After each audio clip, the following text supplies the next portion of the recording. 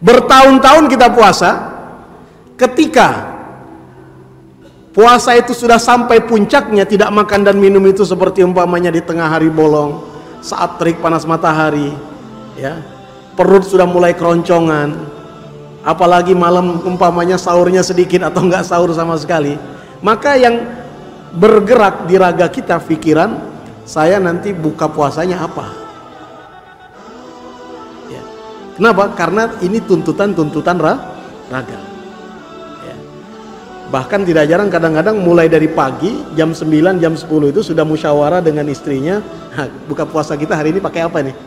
Kan begitu. Itu yang sudah diperbincangkan. Ya.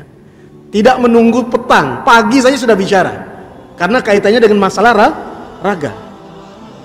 Kalau jalan di pasar, jalan di jalan-jalan umum, lihat orang-orang jual buka puasa seperti nanti kita pulang ini, rasanya pengen kita beli semua itu. Ya. Karena apa? Itu tuntutan dari raga kita. Raga menuntut hal-hal yang bersifat makanannya.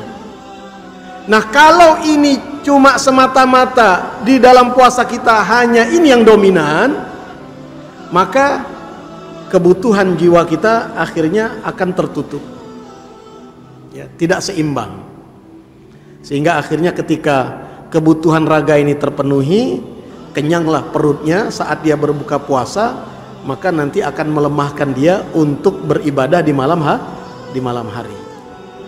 Ya. Tapi kalau jiwanya dilibatkan, maka jiwa ini kan juga punya tuntutan. Ketika ditekan, dia akan ada tuntutan. Apa tuntutan jiwa? Dia ada makanannya sendiri jiwa itu. Apa makanan jiwa? Makanan jiwa itu adalah ibadah-ibadah, zikrullah, zikir kepada Allah. Ada baca Al-Quran, ada sholat, ada membaca sholawat Nabi, membaca tahlil, zikir dan lain sebagainya. Ini yang kemudian menjadikan dirinya selama berpuasa di bulan suci Ramadan meningkat.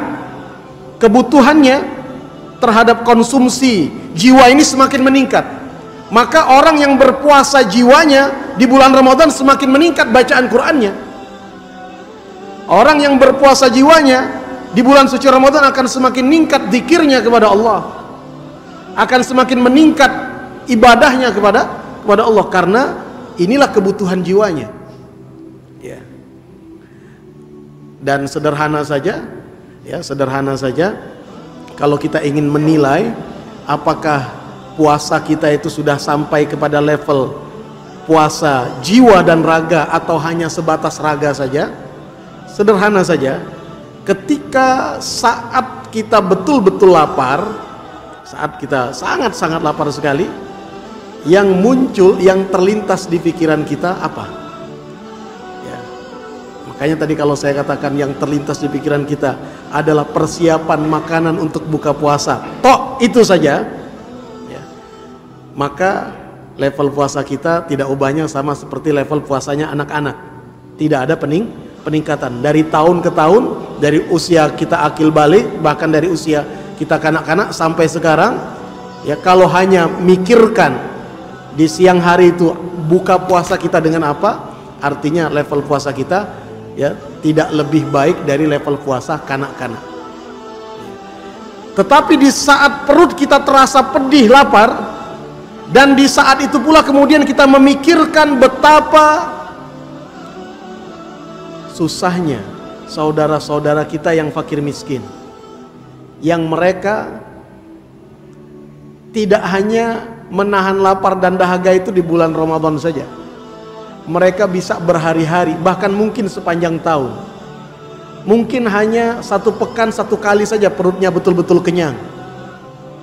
Ketika kita ingat bagaimana pedihnya perut kita, di saat yang sama kita ingat bagaimana pedihnya perut saudara-saudara kita yang menahan lapar, oh maka di situ kita sudah mulai bisa baca, di situ berarti sudah mulai ada nilai puasa jiwa kita, karena muncul empati, muncul kepedulian terhadap saudara kita sesama muslim yang hidup di bawah garis kemiskinan. Karena itu cenderungnya orang yang puasa dan puasanya puasa jiwa di bulan Ramadan tingkat sedekahnya menjadi lebih banyak.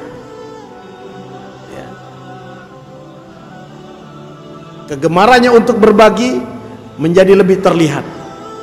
Ya. Kenapa? Karena dia merasakan pedihnya puasa itu, dia rasakan menjadi satu pelajaran yang berharga dari Allah, supaya dia juga ikut merasakan pedihnya ya, orang-orang yang menahan lapar dari kalangan saudara-saudaranya umat Islam. Dan untuk itu kemudian dia keluarkan hartanya untuk membantu mereka.